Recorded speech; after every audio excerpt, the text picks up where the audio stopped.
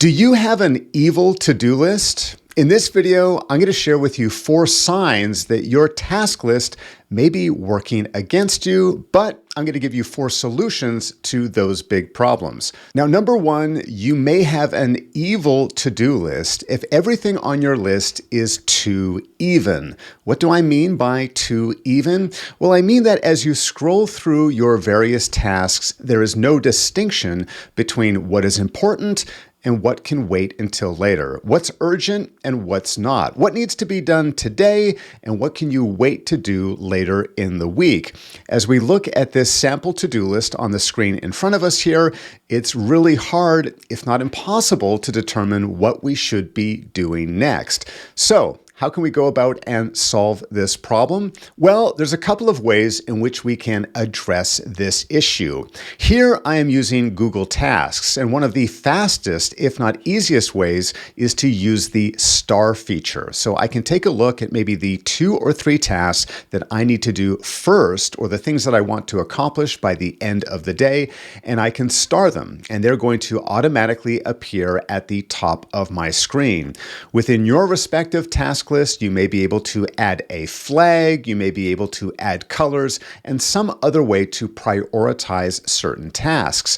But even if you don't want to use the star feature, there's a few other options we have available to us as well.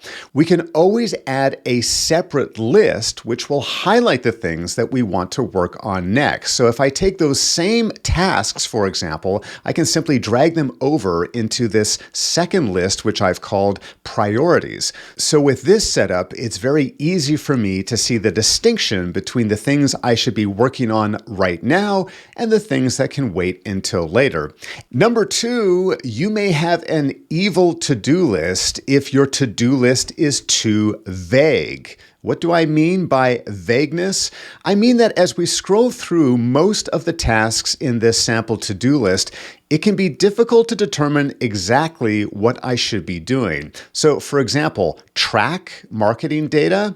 Do I need a payment provider? Marketing strategy review?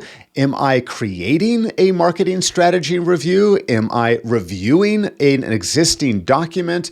Exactly what am I doing when it comes to a number of these tasks? If the to-dos on our lists are too short or too vague, we can often waste a lot of valuable time spinning our wheels and asking ourselves, get client feedback. Well, which client, what type of feedback, and how are we going to collect that feedback? The more time we spend deciphering our own task list, the more we are liable to skim down to something else which is more action-oriented or something that we can engage with right away. Even though something like this one here with the question mark may in fact be the most important thing on my to-do list. So, in order to avoid having too vague of a to-do list, we want to make sure that we start each of our to-dos with an action verb. So, for example, important client calls.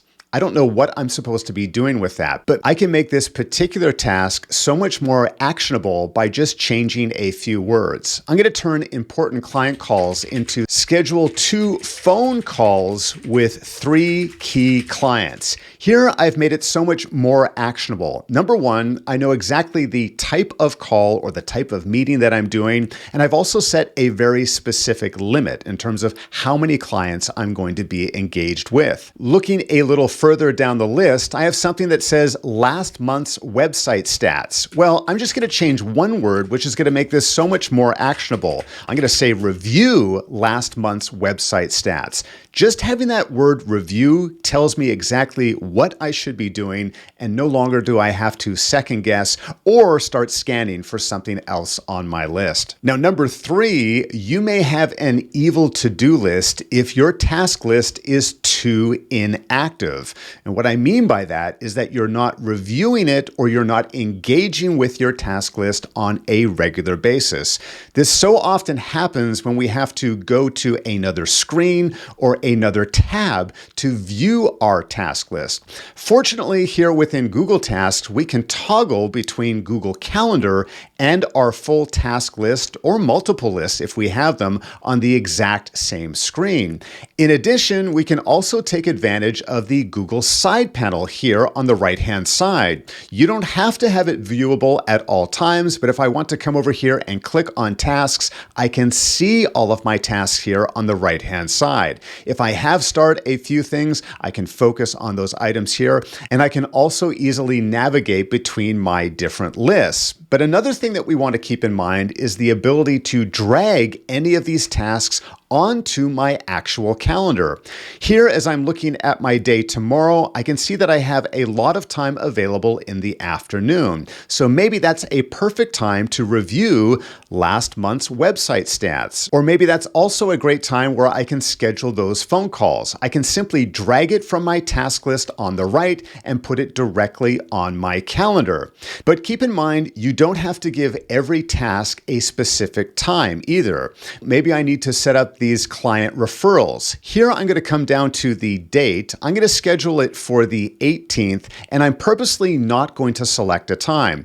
I'm going to say okay, and you can see here within my calendar, it's going to appear at the very top. So I don't have a particular time to accomplish this task, but I can see it here at the top of my calendar.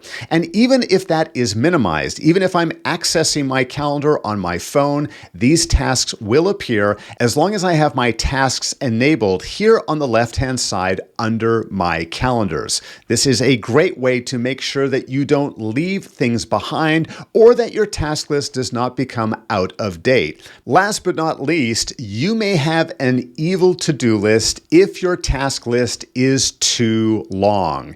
When we have too many things staring back at us at any given time, it is only human nature for us to scan and often read too many things at any given time.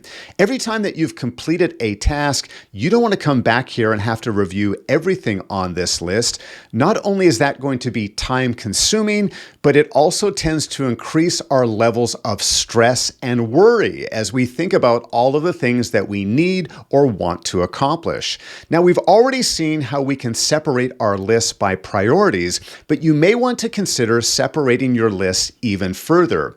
Here within my Google Tasks account, I've created two additional lists called This Week and Next Week. So I can determine what are the smaller number of tasks that I want to accomplish this week and which ones can wait until next week. This can help me be extra focused as I drag in a number of my tasks here under this week. And then I can safely say, you know what, some of these other tasks I can defer to sometime in the future. This way, I can always minimize things such as the next week or my master list and just focus on the things that I want to here.